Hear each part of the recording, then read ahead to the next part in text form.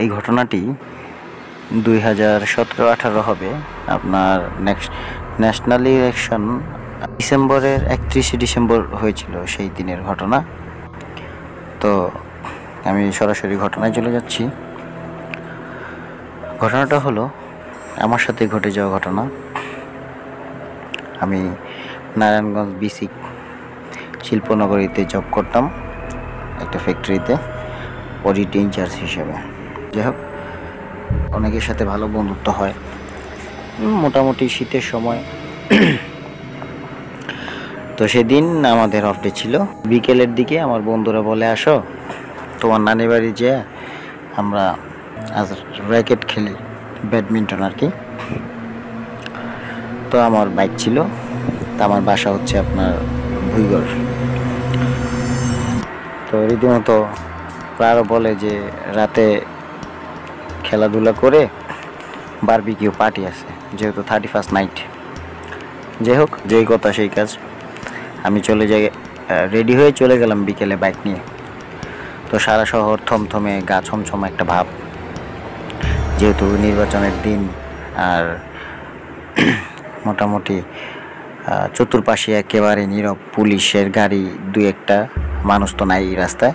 তো আমি আমার ফ্যাক্টরির আইডি কার্ডটা গলায় ঝুলায়া আমি বাইক নিয়ে বের হয়ে গেলাম। তো রাস্তায় আল্লাহর রহমতে কোনো বিপদ আপদ হয়নি, কেউ ধরেও নাই, জিজ্ঞাসা করে নাই কিছু। তো আমার বন্ধুদের এলাকায় ডাইরেক্ট সরাসরি চলে যাই। তো এখান থেকে আমি ডাইরেক্ট বক্তবলি ঘাট আর কি, বুড়িগঙ্গা নদীর ওই পার আমার নানির বাড়ি। তো আমরা রাতে যাই, এই সন্ধ্যার পরে ওইখানে আরও 2-3টা হুন্ডা নিয়ে বেশ কয়েকজন বন্ধু বান্ধব আমরা ওই পার গিয়ে আমার মামতো ভাই আছে, খালাতো ভাই, ওদের সাথে রাতে ব্যাডমিন্টন খেলি। তো খেলতে খেলতে মোটামুটি 8টা-9টা বাজে যায়। তো 8টা-9টার পর আমরা মেবি 9টা হবে, আমরা সবাই আবার শহরের উদ্দেশ্যে রওনা দিই। তালা ফ্যাক্টরির মোড় আমার বন্ধুদের বাসা। মুরগি বারবিকিউর ব্যবস্থা করা হয়েছে। তো আমরা সব বন্ধু ওইখানে যাওয়ার পরও দেখি আরও অন্যান্য জায়গা থেকে আমাদের বন্ধু বান্ধবরা আসে, সবাই আমরা রান্না বান্নায় ব্যস্ত হয়ে যাই। সো বারবিকিউ করতে করতে আপনার 12টা বেজে যায়। সো মুরগি ভাজা শেষও হয় নাই। তো 31st নাইট সবাই চতুর্দিকে আতশবাজি, হই হুল্লোড়। যাই হোক, ওই ইলেকশনের দিন তো আর কেউ বের হয় নাই, ছাদ থেকে যার ছাদ থেকে সব আশেপাশের সব বিল্ডিংয়ের ছাদে আর কি ভালো হই হুল্লোড় চলতেছে, সবাই আনন্দ করতেছে, 31st উদযাপন করছে। তো আমরাও বন্ধু বান্ধব মিলে সবাই 31st উদযাপন করতেছিলাম। তো যাই হোক, 1টার দিকে আমরা খাওয়া দাওয়া শেষ করি। তো ভাজা মুরগি আর রুটি, কোক এইসব আর কি।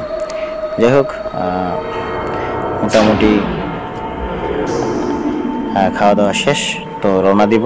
আমার আসতে রাস্তায় তো যদি প্রবলেম হয়, তো যাই হোক আইডি কার্ডটা রীতিমতো আবার গলায় ঝুলাই নেই। আমি রওনা দিই। তো রওনা দেওয়ার সময় আমার ওইখানে এক বন্ধু ছিল, শিবু মার্কেট নামে একটা জায়গা আছে, আসার সময় আমার রাস্তায় পড়ে, তো সেইখানে নামবে। তো আমিও খুশি হয়ে গেলাম যে না, 2 বন্ধু মিলে চলে যাই। তো আমার বন্ধু, আমরা রওনা দিয়ে দিই সবার কাছ থেকে বিদায় নিয়ে। তো আমার বন্ধু বলতেছে চাষারা নামক জায়গা, মোড়ে আসি পরে বলতেছে যে 2টা সিগারেট নেই। তো আমি বললাম আচ্ছা ঠিক আছে নাও।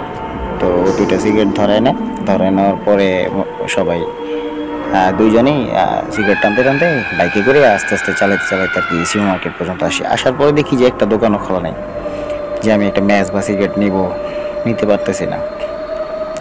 ওরে নামাই দেওয়ার পরে বুকে একটা মানুষও নাই, চতুর্পাশ অন্ধকার, তেমন আলোও নাই। তো আমার ভয় নেই, আমি তো মোটামুটি 3-3.5 বছর যাবত এই রোডেই রাত্রির আসা যাওয়া করতাম। তো আমার অ্যাজ ইউজুয়াল তেমন একটা ভয় নেই, তবে মানে পুলিশ টুলিশ ধরলে এরকম একটা ভয় আর কি ভিতরে কাজ করতেছিল, যেহেতু ইলেকশনের দিন, এত রাত্রে কোত্থেকে আসলাম, তো জিনিসটা খারাপও দেখায়। তো আমি মোটামুটি ওরে নামাই দেওয়ার পরে আমি হুন্ডা আবার স্টার্ট করি। তো স্টার্ট করি শিবু মার্কেট থেকে, বেশি দূর না স্টেডিয়াম, মোটামুটি 200 গজ এরকম আর কি। 200-250 গজ হবে। তো আমি গাড়িটা 1 নাম্বার গিয়ারে আস্তে আস্তে চালাইতেছিলাম। তো আমি মোটামুটি 100 গজ জিও মার্কেট পার হয়ে 100 গজ যাওয়ার পরে মনে হচ্ছে যে আমার কেমন যেন লাগতেছিল, অন্যান্য দিনের তুলনায় অস্বাভাবিক লাগতেছিল শরীরটা। সামনে এগুলো ভয় করতেছে, কিছু দেখি নাই তারপরে ভয় করতেছে। তো আমার গাড়িতে হাই বিম জ্বালানো আর LED লাইট লাগানো, তো সামনে সবই দেখা যায় অনেক দূর পর্যন্ত। তো আমি যে যথারীতি স্বাভাবিকভাবে চালাইতেছিলাম। তো মোটামুটি আমি আরও 100 গজ আগানোর পরে আমার চোখে যে নারায়ণগঞ্জের যদি সবাই এসে থাকেন দেখবেন যে নারায়ণগঞ্জে ঢোকার আগে, স্টেডিয়ামের আগে দুই পাশে ময়লা ফালাইতো আগে মানুষ। সো একটা নাসির ওসমান মেমোরিয়াল পার্ক আছে, ওই পার্কটার আগের থেকে নারায়ণগঞ্জের সীমানা শুরু।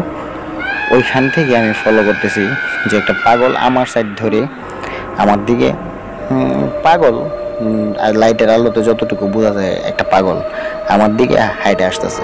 তো আমি গাড়ি আরও স্লো করে দিই, 20-25 স্পিড থেকে আরও স্লো করে দিই। তো মোটামুটি গাড়ি চলতেছেই না বলা যায় আর কি।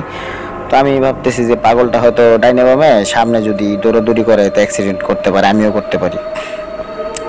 সো গাড়ির স্পিডটা আমি কমাই দিই। তো আমি স্টেডিয়াম গেট পার হয়ে যেতেছি। তো পাগলটা দেখতেছি যে ডাইন পাশ ঘেঁষেই মানে হাঁটতেছে মেন রোড দিয়ে। তো সাদা একটা কাপড়, চুলগুলো এলোমেলো, ওড়নাটা উঠতেছে, যথারীতি স্বাধীন মনে হাঁটতেছে। তো আমি একবার ভাবতেছি বামে নিব না একবার ডাইনে নিব, এরকম মানে গাড়িটা আমি নিতেও পারতেছি না। তো যাই হোক, আমি গাড়িটা স্পিড একবারেই কমাই দিয়ে মানে ব্রেক করবে এমন অবস্থাতে পিছন থেকে একটা সিএনজি শব্দ শুনতে পাই যে খুব জোরে টাইনে আসতেছে সিএনজিটা। তো সিএনজিটা আমার কাছাকাছি এসে বলতেছে যে ভাই গাড়ি থামায় না, গাড়ি জোরে টান দেন, সামনে যাই পড়ুক। আমি গেলাম আমার পিছনে আসেন। তো যাই হোক, আমি তার কথাটা না করেই আমি সাথে সাথে গিয়ার ধার করে গিয়ার বাড়াই দিই বা স্পিডে টানতে থাকি। সো আমি তো ডাইন পাশেই ছিলাম, দেখলাম যে পাগলটা মুহূর্তের মধ্যেই মানে যে আইল্যান্ড দেওয়া দুই পাশে, মাঝখানে যে আইল্যান্ডটা অনেক উঁচা, একটা ছেলে মানুষ যদি পার হইতে যায় তাহলে ওইখানে থাইমা লাভ জাম্প করে উপরে উঠে তারপরে নামতে হবে। তো মেয়ে মানুষ কিভাবে আইল্যান্ডের ভিতর দিয়ে চলে যেতে পারে? আমি দেখলাম যে পাগলটা আইল্যান্ডের ভিতর দিয়ে ওই পারে চলে গেল। একটা বিশাল বড় ট্রাক আসলো, আইসা সজোরে একটা ধাক্কা দিল মেয়েটাকে, কিন্তু কোনো কোনো শব্দ নাই, কোনো চিল্লাচিল্লি নাই। আমিও জাস্ট ক্রস করে গেলাম। আর ওড়নাটা আমি লুকিং গ্লাসে খেয়াল করতেছি যে ওড়নাটা ওই মেয়ের ওড়নাটার মতো কিছু একটা উঠতেছে, কিন্তু না কোনো অপোজিটে ট্রাক আছে না পাগল আছে, কিচ্ছু নাই। তা আমি খুব জোরে গাড়িটাই না জালকুড়ি স্ট্যান্ড পর্যন্ত আসার পরে সিএনজিওয়ালা ওই স্ট্যান্ডে এসে থামছে, বলতেছে ভাই কখনো এই রোডে আসলে এরকম কিছু দেখলে পাগল গাড়ি থামাবেন না, যদিও দেখবেন যে গাড়ি নিচে চলে আসছে গাড়ি থামাবেন না, কারণ এটা পাগল না, এটা অন্য কিছু। তো আমি তো খুব ভয় পেয়ে যাই। জাল করে আসার পরে একটা চায়ের দোকান থেকে আমি একটা সিগারেট নিই, তারপর আমি আবার সামনে আমার পরে দেলপাড়ার স্ট্যান্ডটাতে একটু আমি আগে থেকে ভয় পাইতাম।